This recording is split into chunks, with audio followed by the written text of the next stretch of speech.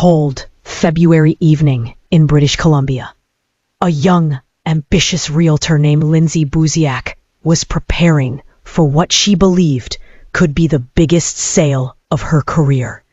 But Lindsay didn't know that the house she was about to walk into wasn't a dream listing. It was a carefully planned trap. This is the chilling story of the final 24 hours before that showing, and the strange coincidences that would later become haunting clues. On Friday, February 1st, the day before the showing, Lindsay hustled to prepare for her big clients. So she spent the day selecting suitable homes in the upscale Gordon Head neighborhood of Saanich that fit the couple's criteria for a home, which was new construction, vacant, around $1 million.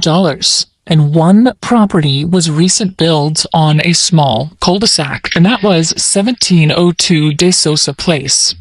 And this house was listed at $964,000 and was brand new and unoccupied, a perfect candidate for a home, and it had been built by a developer named Joe De Sousa, a friend and business associate of none other than Shirley Zalo, Jason's mother. And Lindsay herself had never listed this property. Another agent in her office had it, but as a realtor, she could show any MLS listing and still earn commission. The quiet street had only 4 houses on it, arranged around a short dead-end lane that intersected a main road. So the scene was set for a very private viewing, which, as we'll see soon, was by design. But there was no busy traffic, and 2 of the 4 homes on the cul-de-sac were still under construction. In other words, few potential witnesses around. And that evening, Shirley Zalo decided to stop by the condo where Lindsay and Jason lived. And Shirley arrived around 7:15 p.m., supposedly just as a casual visit to see her son and his girlfriend. And as she entered the unit, Shirley happened to catch Lindsay in the middle of a phone conversation. And it was the mystery woman calling back to finalize the next day's plans. And for about 10 minutes or so, Shirley overheard bits of Lindsay's side of the discussion before Lindsay hung up. And Lindsay then revealed the details to Shirley, which was that the clients were confirmed for a 5:30 p.m. showing on Saturday at 1702 De Sousa Place. So everything was arranged, and Shirley later said that she immediately felt concerned. Sensing Lindsay's slight discomfort, Shirley repeatedly offered to go to the showing in Lindsay's place, essentially volunteering to meet the clients herself. And it's not clear if Shirley's worry was driven by Lindsay's safety or simply wanting to help her attend other plans, because Lindsay had mentioned possibly heading to Vancouver for a friend's bachelorette party after the showing. But either way, she was trying to help. She was offering her help, but Lindsay declined the help, and she insisted she would handle it. After all, this was her client and her commission on the line.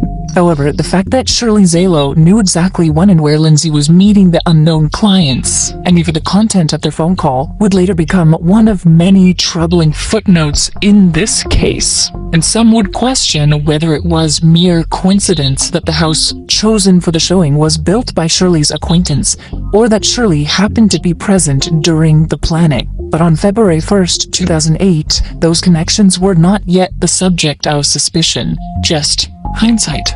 By nightfall, all was set. And at the condo, Jason returned home from a hockey game around midnight, and he and Lindsay talked about her nerves. Jason at this point was just trying to reassure her, and even made the same offer as his mother did, and he suggested he go and meet the clients for her, or at least accompany her, so that Lindsay could leave early for her trip to the mainland after the showing.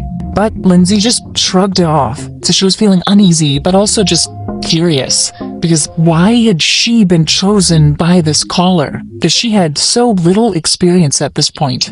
It just wasn't adding up. And again, I mean, we look at this case with all the red flags there, but hindsight's 2020. I mean, you just don't know at this point. You don't assume that people are going to hurt you. So still, Lindsay told Jason that she would do it and that he didn't need to interfere. And if she was concerned, she surely would accept help. At least that's what Jason thought. So when she declined his help, he assumed she felt confident enough to proceed. And they went to bed, perhaps both a little on edge